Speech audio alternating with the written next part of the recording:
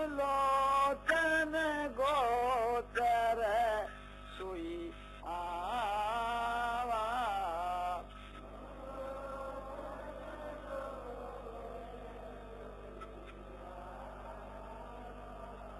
बहुरी की ऐसे प्रभु बने बनावा।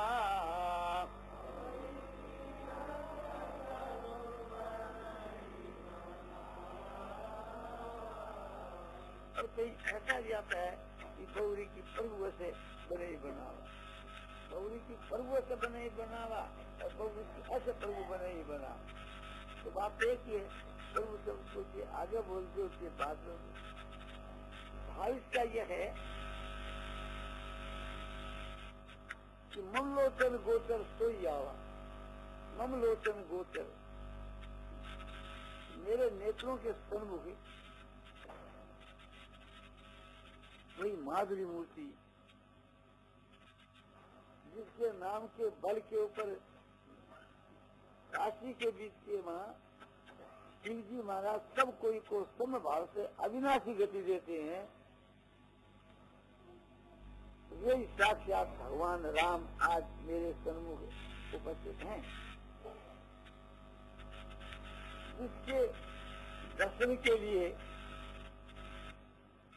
मुनि लोग जन्म जन्म के वहाँ प्रयत्न करते हैं, तब कहीं आपके दर्शन होते हैं। हर मुझको अनायास ही एक आपके दर्शन आज हो गए, यानी मेरी दृष्टि गोचर आप आ गए। तो ऐसा कौन मूड होगा जो कल्प वृक्ष को उखाड़ करके और वहां पर बबूल का वृक्ष लगाएगा। आप मुझको अभिमान के वश समझ कर करके और ऐसा कह रहे हैं, किंतु आप ही विचार करके देखिए ऐसा कौन मूड होगा जो कल्प वृक्ष को काट करके उसके स्तन के वहां बबूल का वृक्ष लगा रहे। कहीं कैर का वृक्ष आता है, दोनों ही बात ठीक है, ज्यादा बबूल का वृक्ष ठीक है, कांटों का वृक्ष।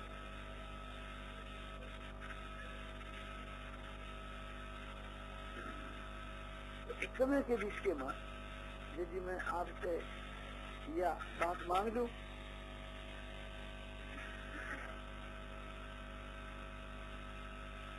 कि मेरे को आप जिला दो और अमर कर दो, तो ये जो मेरा कहना है वो कैसा है कि कल्प वृक्ष को काट करके उसके स्थान के मां बबूल का वृक्ष लगाना है।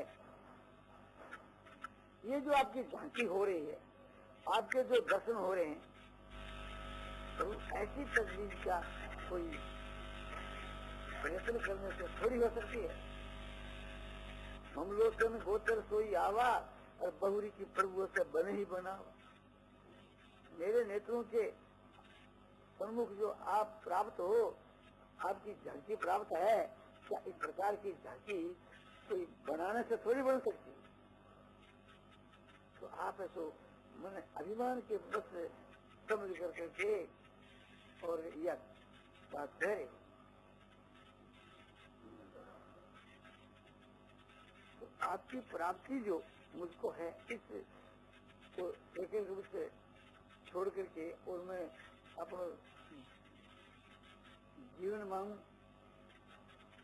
इस समय के बीच से मैं आपका ध्यान करता हुआ और मैं प्राण का त्याग करूं, तो जो गति मेरी है वो गति का फिर जीने के बाद ऐसी तस्वीर कभी लग सकती है? मरने के समय के वहाँ अंतकाल के वहाँ आपका नाम या आपके रूप को याद करता हुआ जो जाता है वो लौट कर वापिस नहीं आता। और फिर साक्षात आप हमारे सामने विराजमान हो, इस मौके को छोड़कर, ये जो मौका है इसको जो छोड़ना है वही कल्प वृक्ष को काटना है। मुक्ति को छोड़ कर के बंदर के शरीर में रहने की इच्छा करना तो ऐसी बात है कि कल्प वृक्ष को काट करके और वहाँ कांटों का जो है बबूल का वृक्ष लगाना। अब तो प्रभु यही बात है, जे योनि जन्म कर्म बसता राम पद अनुराग, जे योनि जन्म कर्म बसता।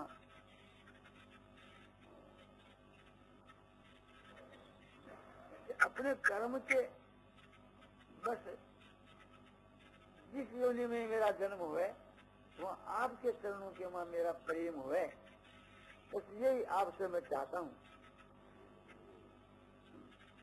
मेरा जन्म भले ही हो किंतु आपके चरणों में प्रेम होना चाहिए।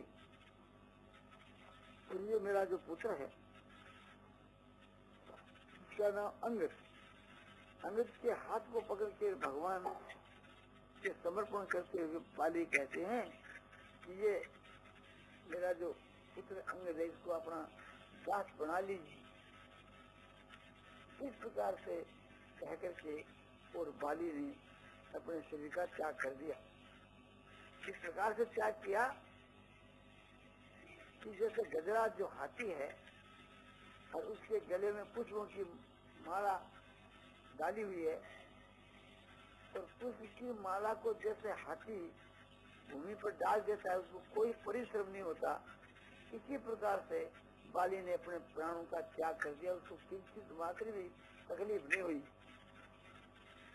और भगवान दया करके उस बाली को अपने परम धाम को भेज दिया। बाली की मांग तो यही थी और यह उसके लिए सौभाग्य है कि अपने कर्मों के अनुसार जैसे ही मेरा जन्म हुए, बस यही चाहता हूँ कि आपके चरणों में मेरा प्रेम हो। और भगवान के लिए यही सौभाग्यता है, उसका कहना न्याय युक्त है कि मेरे कर्मों के अनुसार मुझको जो योनि मिले, किंतु ये आपसे मैं वरदान मांग लेता हूँ कि आपके वहाँ मेरा प्रेम हुए। ये भाव दे करके, ऐसा निष्काम भाव दे करके, प्रेम भाव दे करके और भगवान ने बाली को अपने परम धाम दी। तो इस कथा से हम लोगों को ये उपदेश लेना चाहिए कि जब ऐसे पापी का भी उद्धार हो गया तो हम लोगों का उद्धार होना कोई कठिन बात नहीं। बाली बड़ा भारी पापी था, अपने छोटे भाई की स्त्री के साथ के माँ बलात्कार से थी, व्यभिचार किया करता था।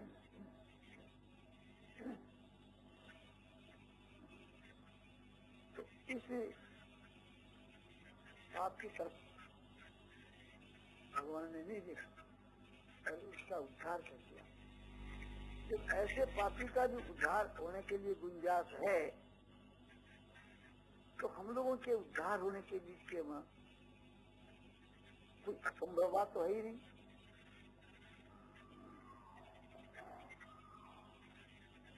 और गीता में भी ये बात कही है कि अभिक्षेपु दुराचारो भजते माम नन्यभाग साधुरेव समन्तव्य समग्र व्यवसितो ईशो क्षिप्रं भवति धर्मात्मा तत् शांति निगच्छति अन्ते प्रतिजानी ही नैमे भक्त प्रणश्यति। गीता अध्याय 9 श्लोक 30 और 31 में भगवान कहते हैं अतिचेषु दुराचारो भजते माम नन्यभाग। अतिशय दुराचारी पुरुष भी जो मेरा एक निष्ठ भक्त है, मुझको अनन्य भाव से भजने वाला है, पतिव्रता स्त्री जैसे अपने पति को भजती है, इस प्रकार से मेरा जो अनन्य भक्त है उसको साधु समझना चाहिए, उसको श्रेष्ठ समझना चाहिए। यदि ऐसा दुराचारी भी हुए तो दुराचारी नहीं सुदुराचार, अतिशय सुदुराचार, यदि अतिशय दुराचारी भी कोई हुए और मुझको अनन्य भाव से भजने वाला है तो उसको साधु ही समझना चाहिए। क्यों? समग्र व्यवस्थित हो है वह पुरुष समग्र अच्छी प्रकार से थी, मेरे और मेरे भजन के तत्व को जानने वाला है। समग्र अच्छी प्रकार से मुझ विषय में निश्चय वाला है। इसके प्रभाव से क्षिप्रम भवति धर्मात्मा, शीघ्र ही ऐसो धर्मात्मा हो जाए, यानी हो जाता है।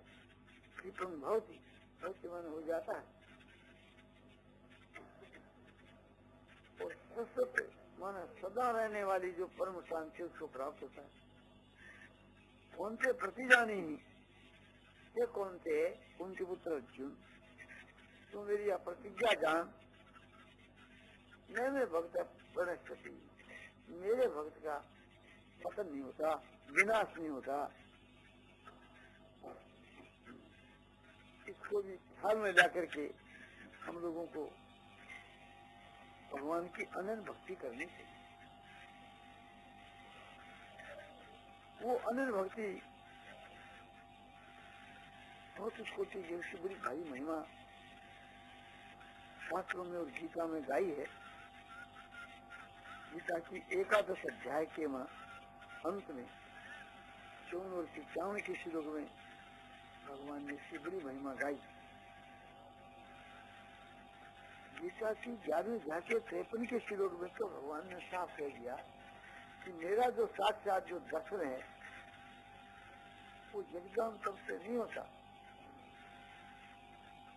न हम वेदे न तपसा और न गाने न चेतया सके विदो दृष्टुम दर्शवांसी मान यथा। जिस प्रकार से तू मुझको देख चुका है, इस प्रकार का मेरा जो साक्षात जो दर्शन है, मैं तो वेदों के अध्ययन करने से, वेदों का अनुशीलन करने से, वेदों का पाठ करने से भी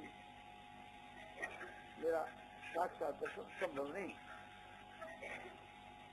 और न तप करने से और न जग करने से, न दान देने से, ऐसा दर्शन जो मैं तुझको दे चुका हूँ अभी, इस प्रकार का साक्षात मेरा जो दर्शन है, तो वेद पढ़ने से, जग करने से, दान देने से, तप करने से संभव नहीं है। तो क्या करने से आपके दर्शन होते हैं? अनन्य भक्ति से। भक्त्या तो नन्हे आसक्त्य एवं विदोर्जुन जातुम द्रष्टुम सत्य ने परवेश तुम से परम तप। हे परम तप अर्जुन, भक्त्या तो नन्हे आसक्त्य,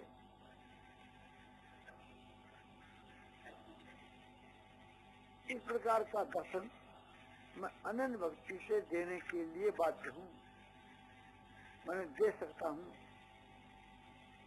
एवं इस प्रकार का जैसा मैं तेरे को दिया, तो जातुम द्रष्टुम सत्य न परवेश तुम से परम।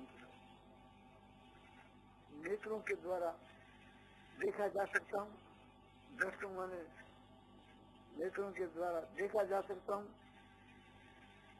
और बुद्धि से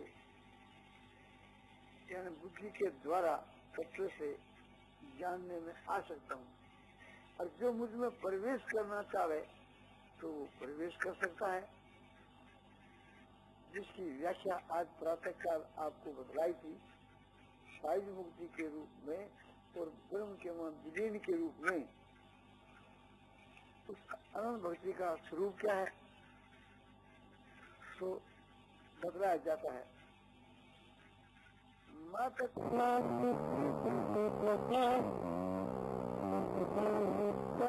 संगवर्जिता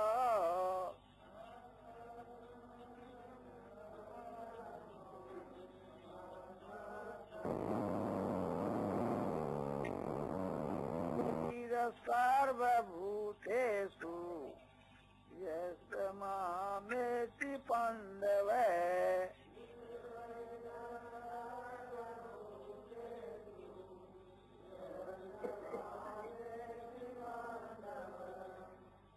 भगवान कहते हैं श्री कृष्ण जी अर्जुन के प्रति कि हे पांडव, माना पांडुपुत्र अर्जुन, जो आदमी मेरे लिए कर्म करता है उसको तो मत कर्म कृत, जो मेरे अर्थ कर्म करता है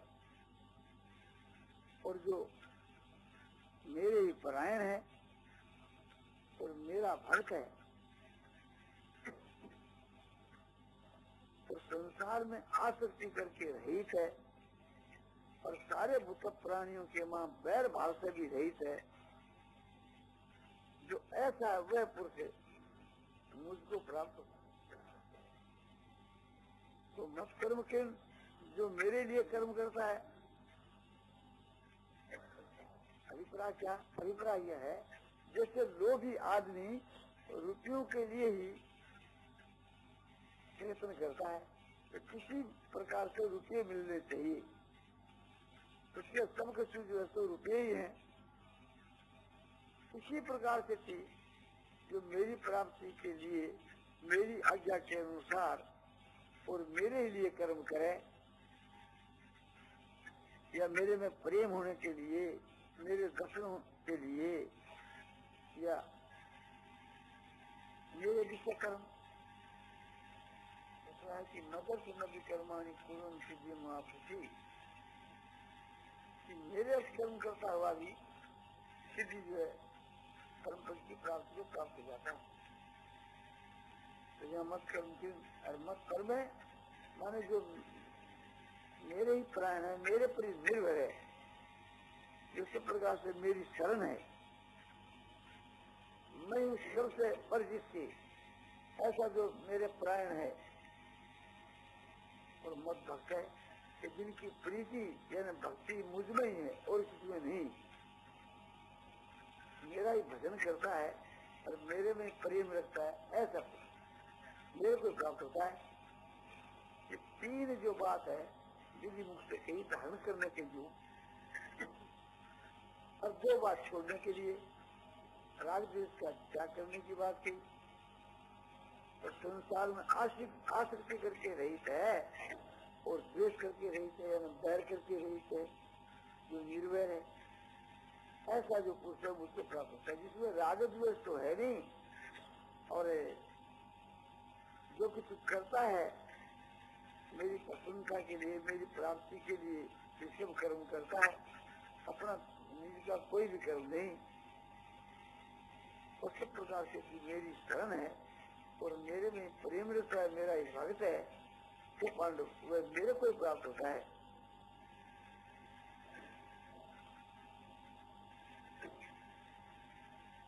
तो रामायण की बात आपको सुनाई, उसके बाद में गीता की बात सुनाई और फिर आपको रामायण की बात सुनाई जाती है।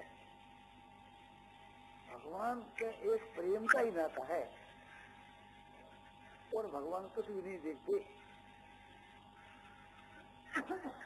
राम ही केवल प्रेम प्यारा,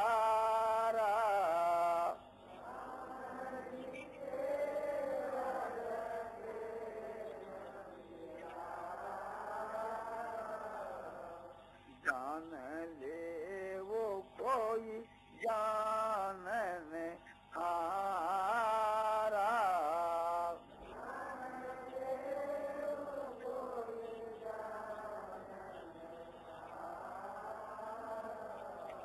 राम ही केवल प्रेम प्यारा। भगवान राम को तो केवल भक्त प्रेम ही प्यारा है। और दूसरी बात, इसको कोई प्रिय नहीं है। जानू एक प्रेम कर नाता, ये सभी में तो एक प्रेम को ही ना तो जानू, तो जानू एक प्रेम कर नाता का यही भाव है।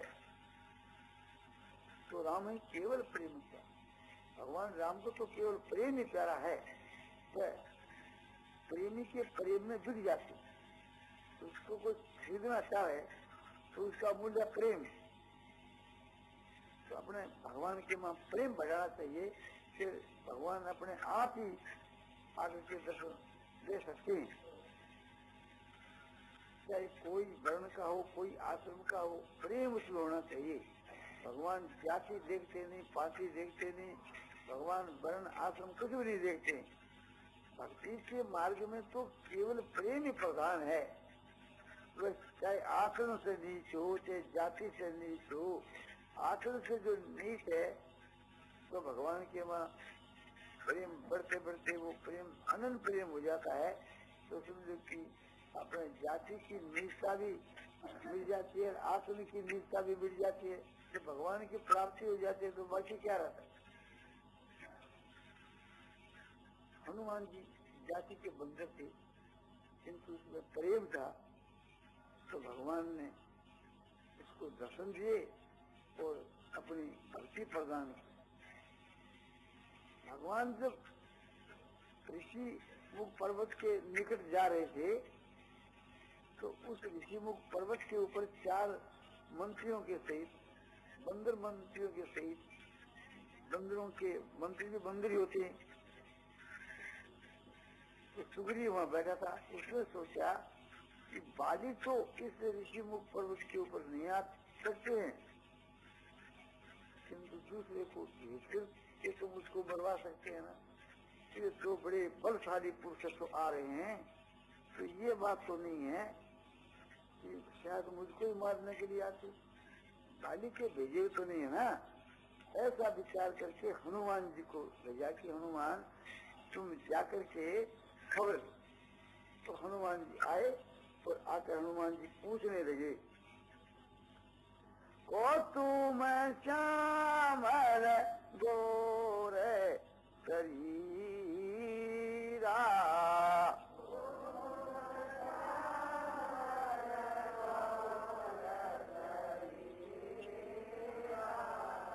क्षत्रिय रूप फिरऊ बन वीरा,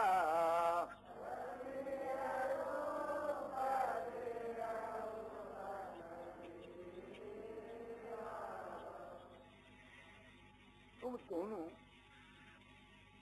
क्षत्रिय का रूप धारण करके के वन में विचरण कर रहे हो, कौन हो? जो एक का तो श्याम शरीर है, एक का गोर वर्ण है। श्याम और गोर इस प्रकार से वर्ण करने वाले आप दोनों कौन हो जो वन के बीच के विचर रहे हो? हे वीर पुरुषो, आप बताओ।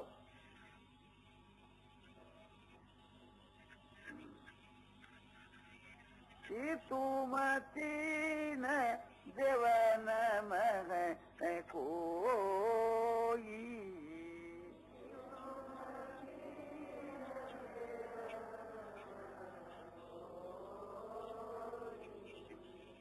नर नारायण की तुम दोई।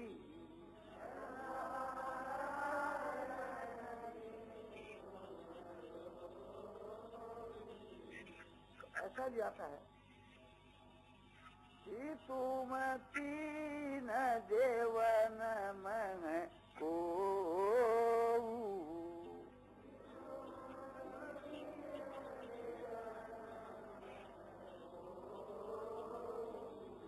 नर नारायण की तुम दो।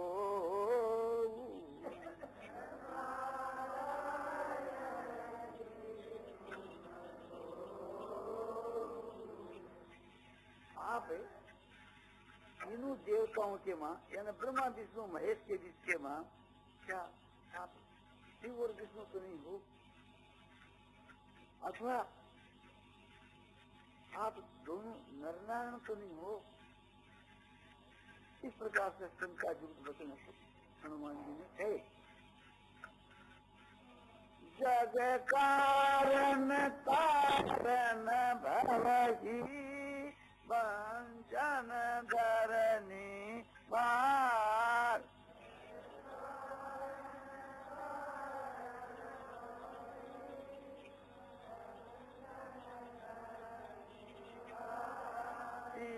तुम अखिल भुवनपति दीने मनुष्य अवतार सियावर।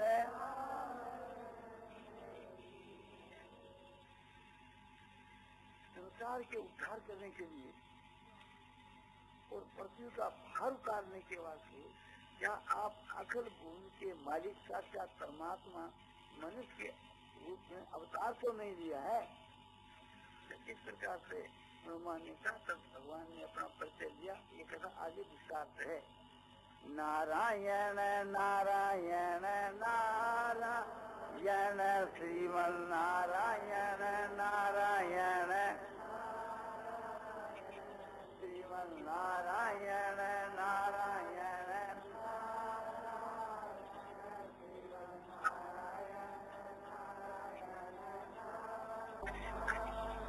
सियावर रामचंद्र की। बाली के प्रेम का तथा अनन्य भक्ति के विषय का व्याख्यान पूज्य श्री वेदव्यास जी गोविंद का द्वारा मिति मार्ग से शुक्ला दशमी संवत 2013 तदन काल तारीख 12 दिसंबर 1956 को रात्रि के 7:30 बजे सम्मान्य श्री घनश्याम दास जी जालान के घर पर गोरखपुर में दिया गया।